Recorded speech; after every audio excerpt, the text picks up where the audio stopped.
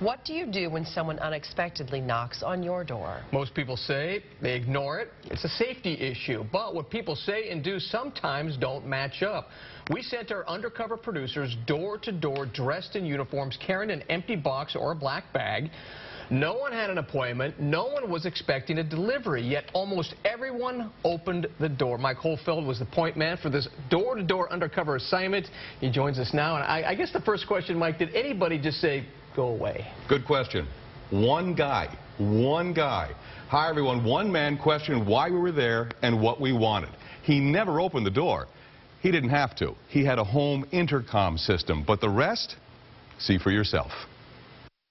Our producers in uniform arrived unannounced and unexpected.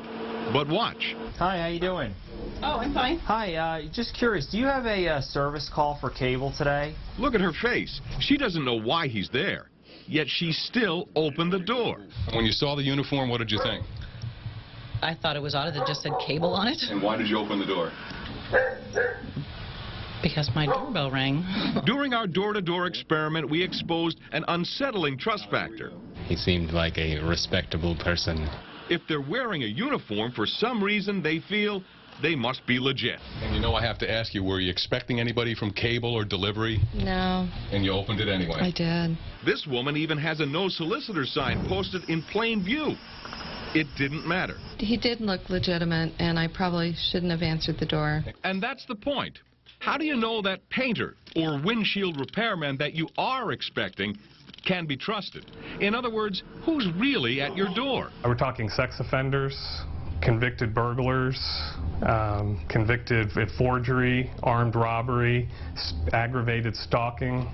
These people are coming into our homes right now? Absolutely, every day. Ed Marcelli is the founder of AskTheSeal.com, a certified consumer reporting agency that has vetted and cleared more than 200 area companies. The only thing I can vouch for is the companies that are on our site. I can't tell you that the companies that aren't, I can't tell you they're bad, but I certainly can't tell you they're good. Still, that extra layer of vetting was exactly what Lorraine McConnell wanted. She needed a locksmith she could trust after a thief broke into her home. And not only is the face that I see the person that came to my home, but I can tell you that on September 28th of 2011 was the last time they did a criminal background check. You don't know that that Yellow Page ad could be a single person working out of his garage in a truck. Elle and Jim Painting paid for the Ask the Seal vetting. It's a combination, in their view, of safety and trust. They just go on and look and see for free any type of trade that they want. My mom actually had a home invasion at one point many years ago, so I always have a fear of that. The SafeLight windshield crews have been sending advanced profiles to customers for years. Debbie Castro says it's a bonus. They asked for my email address and sent me the technician's name and a little bio on him and who to expect and when.